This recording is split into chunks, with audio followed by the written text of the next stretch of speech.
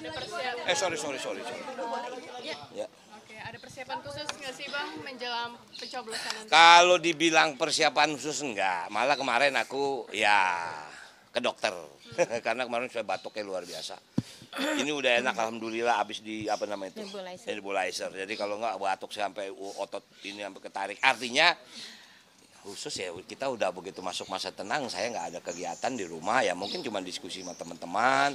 Kemudian sekarang seperti apa ya, teman-teman punya hak suara, saya bilang udah kalian nyoblos dulu, habis itu baru kalau memang mau kumpul ya kumpul. Maka saya jadwalkan ke TPS setengah 8 lah supaya nggak terlalu siang, karena kebetulan siang kita juga ada beberapa program yang harus kita kunjungi. Misalnya selain nanti saya ke TPS saya akan melihat beberapa situasi aja lah. Di kompleks ini kan banyaknya ada di sini ada 5 TPS ya, mungkin saya juga melihat tapi bukan mendengar hasil. Kalau mendengar hasil itu kan jam 1-an, jadi masih terlalu lama. Kemudian ada rencana jam 11 nanti saya akan ke Kebagusan itu TPS-nya tempat Ibu Mega, karena waktu itu dia minta no jangan nggak kampanye di kampung aku ya.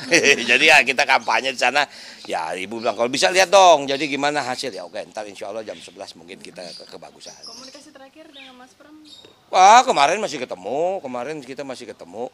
Wah, ya kemarin sempat ketemu ngobrol-ngobrol juga. Ya ini aja kegiatan apa yang kita ini setelah ya yang kemarin sempat ngobrol, gitu saya tanya tentang saksi bagaimana, kemudian kamar hitung bagaimana segala macam. Ya udah semua udah siap, udah on the track lah segala macam, posisi-posisi udah di, kemudian ya kita udah siapkan semua sarana, divisi hukum apa segala macam, data-data udah harus kita punya backup semua itu. Berarti PD satu putaran dong? Harus satu putaran. Kalau kita melihat basic survei terakhir 49, berarti kita cuma butuh 1% lagi kan. Saya sangat yakin, bukan takabur. Saya berharap ini satu putaran. Karena saya berhitung, kalaupun ini satu putaran bukan buat Rano Karno, bukan buat Pramono Anung, tapi buat Jakarta. Jakarta ini sekarang sudah masuk ekstrim ya, hujannya udah luar biasa, Muara Karang udah rob hampir 1 meter, tanggul sudah harus dipikirkan, walaupun di sana sudah dibikin tanggul tapi terjadi ini, berarti harus ada darurat program di sana. Nah itu hanya bisa dilakukan oleh seorang gubernur. PJ agak sulit karena dia harus berdiskusi panjang dengan DPRD, prosesnya panjang, banjir udah mulai naik. Itu satu. Kemudian ada pertanyaan, Bang 100 hari apa yang dikerjain? Mempersiapkan kebutuhan pokok Jakarta menghadapi Ramadan dan Lebaran itu nggak mudah. 11 juta orang yang harus disiapkan. Alhamdulillah zaman Bang Anies, Pemprov DKI itu sudah punya satu konsep yang dibilang kontrak farming, yaitu kontrak kepada petani penyangga untuk pengadaan bahan pokok Jakarta. Misalnya seperti beras, daging dari NTT, kemudian ayam, sayur, artinya sudah ada. Nah cuman itu kan memerlukan satu decision. Nggak mungkin seorang sekda berani keputusan, karena ini mengeluarkan anggaran yang besar. Dan anggaran sudah dianggarkan, tinggal dijalankan. Gitu loh, jadi artinya Ramadan, Lebaran itu bukan program yang mudah, Mbak. Belum mengurus transportasi, kerjasama dengan Polda, KJP segala macam, kemudian apa namanya ya BPJS Kesehatan, kemudian belum dengan, waduh itu saya pernah punya pengalaman, walaupun mungkin anggap saya setahun di Banten, tapi sulit mengatur transportasi saja, sulit mengurai kemacetan Merak saja, wow. Itu kalau udah Lebaran puasa itu yang namanya Carita Anyer, itu macetnya bisa berjam-jam karena orang liburan kan. Itulah realita yang harus pemerintah daerah lakukan. Jadi memang jangan dipikir jadi pemimpin atau gubernur atau wali kota bupati dianggap mudah, tidak. Semua punya dinamika masing-masing. Berarti nanti ke Kebagusan bareng Mas Pram? Bareng Mas Pram, enggak mungkin kita ketemu. Ya karena Mas Pram juga ada kegiatan lain, mungkin kita ketemu, tapi kita sepakati jam 11 kita ke Kebagusan. Nanti nonton quick count bareng sama Ibu juga? Enggak, kita di apa sih? Di Kuningan tuh hotel lah, di situ.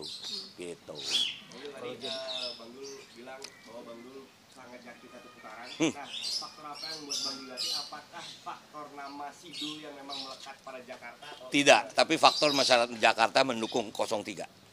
Saya hanya faktor kecil dari sebuah peningkatan elektabilitas. Siapa yang kenal Pramono Anung? Dia mulai dari nol, tapi sekarang dia sudah sampai, artinya kita sama-sama kerja. Makanya kita yakin, saya juga agak kaget loh, ternyata pasangan kita, pasangan yang paling banyak turun. Berdasarkan laporan dari Bawaslu. Kita nggak punya target untuk melebihi siapapun, karena memang Mas, ini kita tadar nih. Ya Mas Pram berkali-kali dia bilang, wah ini kalau bukan Bang Dul, kalau bukan Bang Dul, kalau bukan Bang Dul.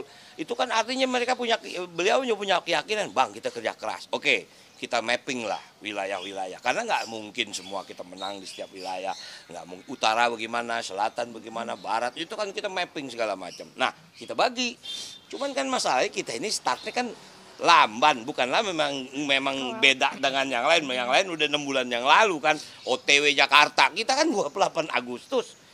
Makanya kita kaget waktu 6 September survei keluar pertama 28%. Wow, apa yang terjadi? Karena lo Dul, karena enggak. Ini masyarakat Jakarta memang, karena saya ingat sekali. Ya rumah saya ini kadang-kadang jadi warung. Ingat pada waktu kota kosong terdengar, masyarakat Jakarta bilang, Dul, kita ini punya harga diri. Kita ini bukan pakaian kotor yang mau dimasukin ke kota kosong. Kita lawan. Itu yang membuat saya juga surprise. Apa sih seorang Sidul? Apa sih seorang Rano Karno? Tapi ini memang masyarakat Jakarta yang bergerak. Dia ingin sekali ini menjadi awal kebangkitan dari sebuah pesta demokrasi kita. Kalau pada akhirnya 2 putaran quick count ini tidak sesuai harapan, misalnya 2 putaran. Enggak apa-apa, kalaupun itu realita pasti nanti ada strategi lagi. Strateginya apa? Nanti Anda wawancara saya lagi. Jangan sekarang. Kalau sekarang ketahuan. Saya sama Mbak Dewi aja, karena anak-anak TPS yang lain. Saya di 65, di sini di komplek di belakang. Kalau anak-anak di belakang temboknya ada masjid, ada musola gitu loh. Wah ini kebetulan kan pesta nih. Ini kita lagi pesta nih, makanya kalau DKI pesta begini. Dan saya yakin semua TPS pada pakaian ini, ada baju ini, ada baju Jawa. Ya, itulah makanya kita bilang ini pesta harus bahagia. Sayangnya Cak Lontong nggak bisa nyoblos di sini, KTP-nya jauh Surabaya. Oke, oke, thank you ya. Oke, izinkan kita persiapan.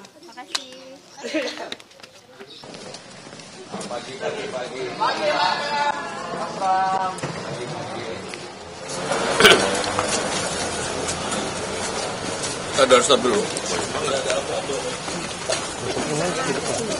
Sana ya?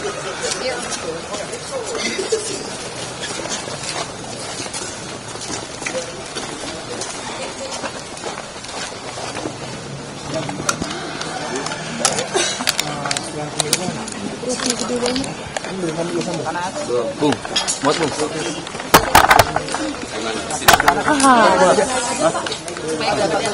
Terus dulu ya, Pak. Dulu.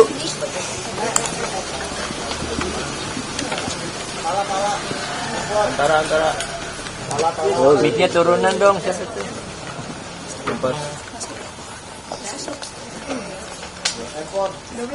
Ready semua? Oke, silakan. Ya, silakan. Yuk.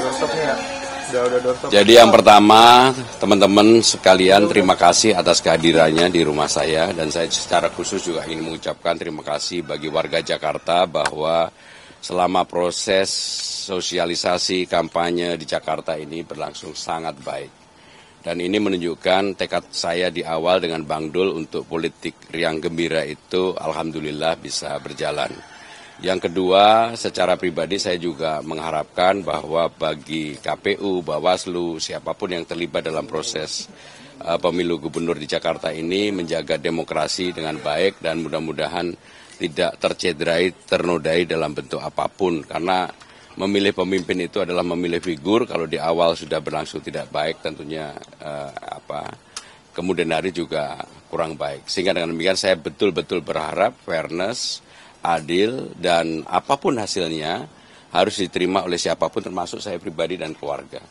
Dan yang terakhir dari saya berharap pada tanggal hari ini, tanggal 27 November ini, warga Jakarta menggunakan hak pilihnya, pilihlah siapapun yang menjadi harapan dan keinginan untuk bisa membangun Jakarta 5 tahun ke depan. Siapapun yang diharapkan bagi saya itu bukan sesuatu yang luar biasa, tetapi tentunya secara pribadi saya dan Bang Dul dan tim mengharapkan dari seluruh masyarakat Jakarta. Mas Pram, semalam sebelum nyoblos ngapain Mas Pram? Tidurnya tenang nggak? Saya nggak pernah tidur nggak tenang ya. Saya termasuk yang walaupun tidur nggak bisa lama, tapi saya nggak pernah tidur nggak tenang. Saya bisa tidur, alhamdulillah bisa tidur tenang, dan pasti teman-teman nggak nyangka saya selama ini kalau tidur bertiga. Jadi saya, istri dan anak saya. Sehingga saya lihat tiga-tiganya tidurnya tenang banget, bahkan subuhannya juga bisa bersamaan. Tidur jam berapa, Mas? Saya tidur mungkin jam 11-an. Ngapain aja persiapan? Ya, nggak ada persiapan khusus. Hanya kalau setiap pagi biasanya saya itu sarapannya hanya roti dan kopi. Dan biasanya baru makan setelah itu. Dan ini karena pemilihan gubernur yang disorot oleh seluruh Indonesia, bukan hanya Jakarta. Sekali lagi saya berharap mudah-mudahan berlangsung sangat baik. Mas, hitung-hitungannya akan 1 atau 2 putaran, Mas? Ya, secara pribadi saya tentunya mengharapkan 1 putaran. Kenapa 1 putaran? Supaya warga Jakarta bisa kembali hidup normal, tidak lagi, karena kan pilkada di tempat lain sudah selesai semua. Sehingga dengan demikian Jakarta juga perlu nggak ada lagi ketegangan walaupun kecil.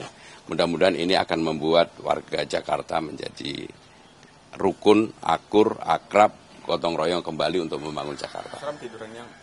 Tidur tenang semalam karena suara udah leading atau gimana? Ya tidur tenang aja. Enggak, ya pokoknya gini lah, saya berharap mudah-mudahan Pilgub ini berlangsung 1 putaran. Karena kalau 2 putaran pasti ada ketegangan. Karena belajar dari pengalaman Pilgub yang sebelumnya, karena ketegangan itulah yang membuat kemudian Jakarta sempat terbelah pada waktu itu. Mas Pram, nanti sore kan perhitungan suara, apakah ada relawan ataupun selain relawan apa tokoh-tokoh nasional ataupun ada surprise baru dari Mas Pram dan juga Pak Anies atau Pak Anies atau Ya karena ini sudah coblosan, saya tidak mau menambah sesuatu yang udahlah kita hadapi dengan baik-baik saja, walaupun saya pasti hari ini tetap berkomunikasi seperti biasa dengan Ibu Mega, dengan Mas Anies, dengan Pak Ahok, dan juga dengan tokoh-tokoh yang lain. Yang saya surprise adalah banyak sekali tokoh dari kemarin yang kemudian memberikan endorsement ataupun dukungan kepada saya, baik itu secara terbuka maupun tertutup, dan bagi saya itu energi baru bagi saya. Hari ini ada jadwal ketemu Ibu. Hari ini ada jadwal ketemu Ibu. Kenapa? Hari ini ada jadwal ketemu Ibu. Ya nanti kita lihat ya. Bu Mega pesannya apa, Pak? ya Pak ada pesan? Pesannya Bismillahirrohmanirrohim. Dari partai lain apakah ada yang mendukung Mas Pram secara WhatsApp gitu kan kemarin juga? Ya pasti ada lah, nggak mungkin enggak. Tapi saya nanti sore kan udah ketahuan hasil quick count-nya. Iya. Nah ini kalau misalnya ternyata suaranya unggul apa yang akan dilakukan? Ya kalau unggul saya pasti secara singkat akan mengatakan alhamdulillah, dan ini menjadi amanah. Dan amanah karena teman-teman tahu di awal saya bukan orang yang mengejar amanah, sehingga dengan demikian kalau ini menjadi amanah saya akan saya kerjakan sebaik-baiknya. Dalam 100 hari pertama yang saya lakukan adalah menyelesaikan persoalan yang saya janjikan ketika turun ke lapangan menyangkut Kartu Jakarta Pintar, Jakarta Sehat, dan sebagainya. Ya. Yuk. Lanjut di TPS lah ya. Oke, Mas Pram izin sama Kompas ya Mas. Aku sambil jalan sampai jalan. Boleh? Sebelah situ.